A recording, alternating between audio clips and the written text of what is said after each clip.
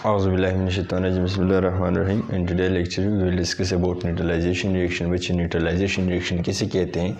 तो 10th class chemistry में chapter number 10 acid base and salt chapter में हम एक इम्पोर्टेंट टॉपिक पढ़ने वाले हैं, न्यूट्रलाइजेशन रिएक्शन। न्यूट्रलाइजेशन रिएक्शन किसे कहते हैं। तो सबसे पहले बच्चों हम एक एग्जांपल के थ्रू इसको एक्सप्लेन करते हैं।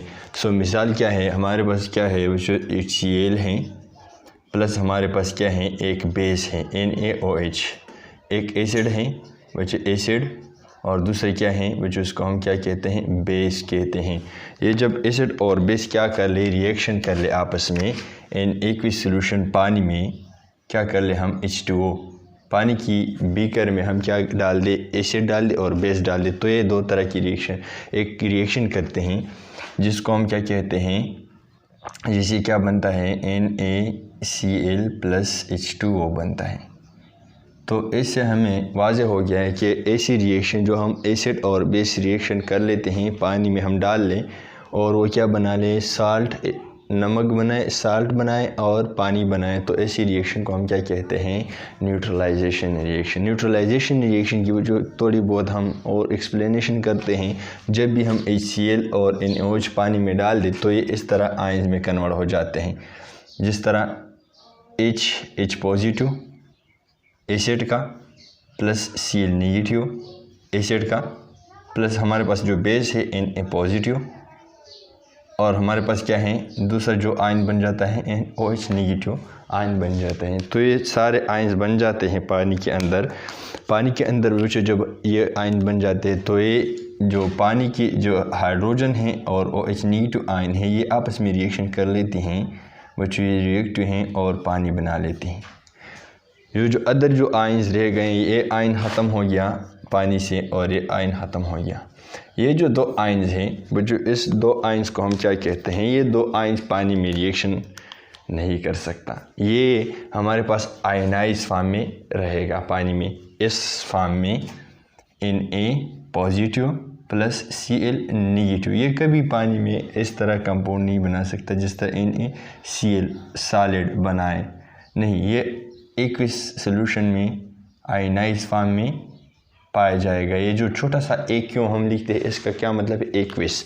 एक्विस का क्या मतलब है कि इस सोडियम से और क्लोरीन नेगेटिव आयन से जो करोड़ों आयन बन जाते हैं पानी में, पानी के मॉलिक्यूल ऐसे इर्द गिर्द जमा हो जाते हैं, तो इसको एक्विस सॉल्यूशन में डिज़ोल्व रखा जाता है और ये पानी बन जाता है। तो इस आयंस को किताब में क्या नाम दिया है, इस आयंस को किताब में बच्चों स्पेक्टेटर आयंस बोलते हैं। क्या आयन बोलते हैं, स्पेक्टेटर आयंस।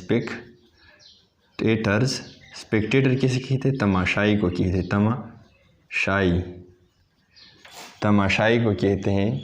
मतलब इस हाइड्रोजन और OH नेगेटिव के दरमियान जो लड़ाई हो रही है और H2O बनती हैं, इसकी नज़ारा करते हैं। सो इसलिए इसको स्पेक्टेटर आयन कहते हैं, या स्पेक्टेटर इसलिए कहते हैं कि स्पेक्टेटर्स तमाशाई, ये जो मैदान में वो खिलाड़ी खेल रहे हैं, सिर्फ वो खिलाड़ी इन्वॉल्व होते हैं खेल में, स्पेक्टेटर्स तो खेल नहीं खेलते हैं, स्पेक्टेटर सिर्फ तमाशा करते हैं। इसलिए ये भी रिएक्शन नहीं कर लेता पानी में, जस्ट डिज़ोल्व फॉर्म में रहते हैं, इसे नहीं बना लेता। जब हम इससे पानी किसी बीकर से पानी हम निकाल लेते हैं तो फिर ये NaCl sodium chloride solid form में आ जाता है, वरना ये इस तरह आयनिक फॉर्म में रहते हैं। इसको इसलिए स्पेक्टेटर आयन बोलते हैं। तो लिहाजा इन सारे एक्सप्लेनेशन से हमें यह पता चला कि हमारे पास न्यूट्रलाइजेशन रिएक्शन किसे कहते हैं। न्यूट्रलाइजेशन रिएक्शन में बच्चों वो रिएक्शन होते हैं जिसमें एसिड और बेस, जब हम पानी में एसिड डाल दें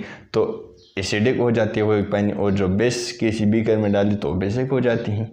लेकिन जब एक ही बीकर में एसिड और बेस डाल दें तो एसिड की जो इफ़ेक्ट है H पॉजिटिव आयन से होता है, और जो OH नेगेटिव आयन की जो बेस की इफ़ेक्ट है पानी पर OH नेगेटिव आयन से की वजह से होती हैं। तो एसिड की वजह से ये पानी तुरुश हो जाती हैं और बेस की वजह से पानी कड़वा हो जाता है साबुन की तरह। जब एक ही सोल्यूशन बीकर में H पॉजिटिव मतलब HCl डाल दे या एसिड डाल दे और बेस डाल दे, तो ये H पॉजिटिव और OH नेगेटिव आपस में जब रिएक्शन कर लेती हैं तो ये सोल्यूशन न कड़वा होगा न बेटर होगा, न तलख होगा ये न्यूट्रल हो जाएगा, क्योंकि इस एसिड और बेस ने अपने आप को न्यूट्रल करवाया, ख़त्म करवाया, एक दूसरे के इफ़ेक्ट ख़त्म करवाए, तो इसलिए इस रिएक्शन को न्यूट्रलाइजेशन रिएक्शन कहते हैं।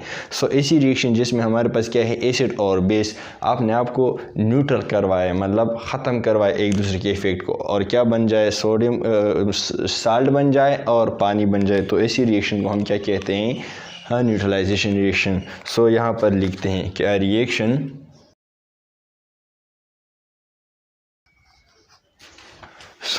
रिएक्शन वो reaction in which acid and base, हमारे पास एसिड और बेस क्या हो जाए, react together in addition to water, हम पानी में डाल दें, and make salt and water, और क्या बनाए, साल्ट बनाए और वाटर बनाए। ये बच्चों क्या है, साल्ट हैं और ये क्या है, ये वाटर हैं।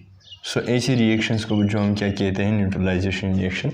सो it was all about neutralisation reaction, और भी काफ़ी ज़्यादा एग्जांपल हैं न्यूट्रलाइजेशन रिएक्शन पर, जस्ट बस आपको कंसेप्ट समझना ज़रूरी है। Thank you very much for watching. अपने भाई को दुआ में याद रखिएगा।